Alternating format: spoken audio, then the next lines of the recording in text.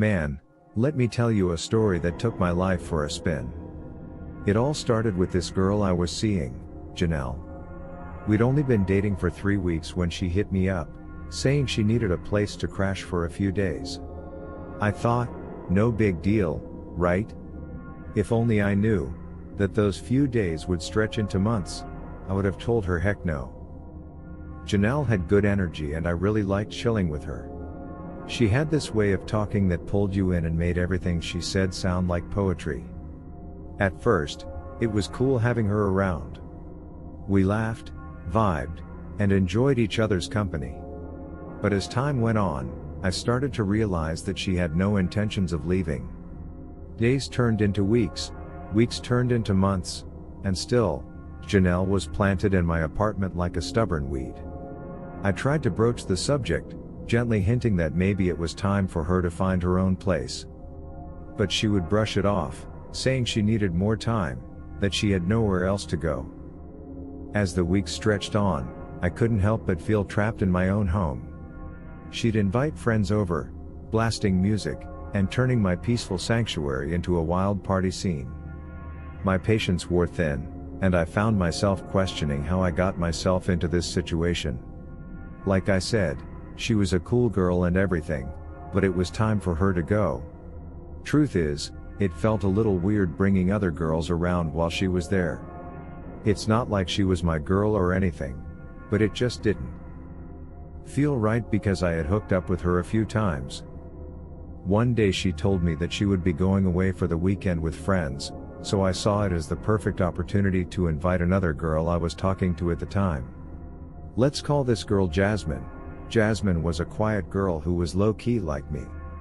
About an hour after Janelle left with her friends, Jasmine came over and we were hanging out vibing and smoking. I asked her to spend the night and she was happy too. After a long night of hanging out, we fell asleep on the couch. In the middle of the night, I heard the door opening and when I jumped up it was Janelle. Before I could even ask her why she was back so soon, she jumped on Jasmine and started attacking her. She was yelling and cursing this poor girl out and claiming that she was my girlfriend and we lived together. After I parted the fight, I told Janelle that she had to get her stuff and get out of my place. I guess that made her mad because she grabbed a knife from the kitchen and threw it at my head. I kid you not, the knife missed my head by inches before hitting a wall painting. I told Jasmine I would take her home and told Janelle that when I got back she better be out of my apartment. On the way to Jasmine's house, I told her I was sorry and explained the situation to her, but she didn't believe that Janelle was just my roommate. She said she didn't want to talk to me anymore because I had too much drama in my life. Needless to say, she blocked me and I never heard from her again. So I get back to my apartment and Janelle is waiting for me on the couch apologizing, saying she didn't know what got into her. She said she didn't have anywhere to go that night and then dropped a bombshell on me. She told me that she thought she was pregnant, that the baby was mine. I didn't believe her, so I asked her to take a pregnancy test the next day. She promised she would, and I let her stay. That whole entire night I got no sleep at all. I couldn't wait for the next day to come so she could take the pregnancy test. The next morning when I left the apartment to go to the drugstore, Janelle was still sleeping on the couch. I picked up a few of those at-home pregnancy tests and when I went back I told her to take them. She said she wasn't ready to take the test and that she would after she ate. I didn't know much about those tests, but I didn't push the issue and figured waiting a couple of hours wouldn't hurt. I was freaking out on the inside even though I kept my cool on the outside. I wanted to get rid of this crazy girl but knew that wouldn't be possible if she was pregnant with my baby. She took the tests after I bugged her about it for some hours and they were all negative. That's all I needed to hear before I told her she had to leave that same day. She started crying again like she did the night before, saying she didn't have anywhere to go. I felt sorry for her and told her she could stay a while longer but needed to find somewhere else to stay as soon as possible. The next day she got a call from her sister across the country, saying their father was on his deathbed. She broke down, tears streaming down her face, and pleaded with me to help her pay for her plane ticket to go visit her dying father. I couldn't deny her the chance to say goodbye to her father, and I hate to say this but it was a blessing disguise. I bought her plane ticket for the same night and took her to the airport. Of course, she couldn't bring all of her belongings with her, and I told her I would hold on to them for safekeeping. I told her to give me the address for where she would be staying just in case. I wanted to send her a gift. The next day I boxed up all of her stuff and mailed them to her. I blocked her just like Jasmine blocked me and never heard from her again. The type of girl who would attack another girl and a guy that she's not even in a relationship with and then lie about being pregnant is the type of girl you have to sleep with one eye opened around. Yo, let me tell you a story that'll make your head spin. It's about this crazy situation I found myself in, dealing with a roommate from hell. See, I own my house, and I let this dude move in to help with the bills. He turned out to be the worst tenant I could have ever imagined. His name was Marcus, and we had been friends since way back in the day. We grew up in the same neighborhood, hustling and trying to make something of ourselves. When he hit a rough patch, I thought I was doing him a solid by letting him crash at my place. But things quickly went left. Marcus stopped paying rent, acting like he didn't have a care in the world. I'd confront him, and he'd hit me with excuses left and right, swearing he'd get his act together. But weeks turned into months, and the rent money never came. I had my own bills to worry about, but Marcus seemed to think my house was a free ride. Our conversations got heated, arguments flying back and forth, but nothing seemed to faze him. He was like a leech, sucking the life out of me. I knew I had to take action, but I didn't want to lose our friendship over money. So, I tried reasoning with him, telling him that this couldn't go on. But Marcus just laughed it off, acting like my concerns were a joke. One day, I came home from work to find Marcus throwing a wild party in my living room. People I didn't even know were up in my place, making a mess and treating my home like a club. I was livid. I kicked everyone out, screaming at Marcus to get his act together. But he just stood there, smirking, like he didn't have a care in the world. That was the final straw for me. I couldn't take it anymore. I started researching my options, trying to figure out how to legally get him out of my house. But it seemed like the law was on his side, protecting tenants more than homeowners. It felt like a never-ending battle. And then, something happened that shook me to my core. Late one night, I got a knock at my door. I opened the door and there was a big dude asking for Marcus. I told him Marcus wasn't there, and before I could close the door, this dude pushed his way into my house with 3 other dudes. They ran through my house looking for Marcus. These dudes came with weapons, and I knew this had to be serious. When they were about to leave, Marcus walked into the house and the big dude took out his weapon and smacked Marcus in the face. He knocked out 2 of his teeth. He was bleeding all over my floor. This dude was asking for his money and Marcus kept saying he didn't have it, but he would get it. I was pissed because I didn't know what type of mess Marcus got himself into.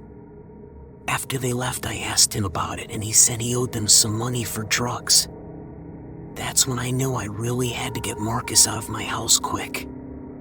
He was putting my life in danger and my son's life in danger. My son came over every other weekend and I wasn't about to have anything bad happen to him. I threw Marcus out that same night. He was upset, but eventually he got over it. 2 weeks later, the same dudes came back, but this time my son was spending the night. I was so scared for my son's safety. I saw them coming before they even got to knocking on my door. I know some people might say I should have called the cops, but I'm from the streets and these are not the type of dudes you want to call the cops on. I met them outside and told them that I kicked Marcus out of my house, and he wasn't there. I didn't want the dramatics of them running through my house, so I told them that my son was inside, and they could come in and look, but asked them to put away their weapons out of respect for my son. They looked at me like I was crazy, but they tucked the weapons and came inside and looked around. Once they saw Marcus wasn't at my house, they left, but I knew these dudes wouldn't stop until they found Marcus. Late one night, I got a call from Marcus's family. They told me he had gotten shot and was fighting for his life in the hospital. My heart sank.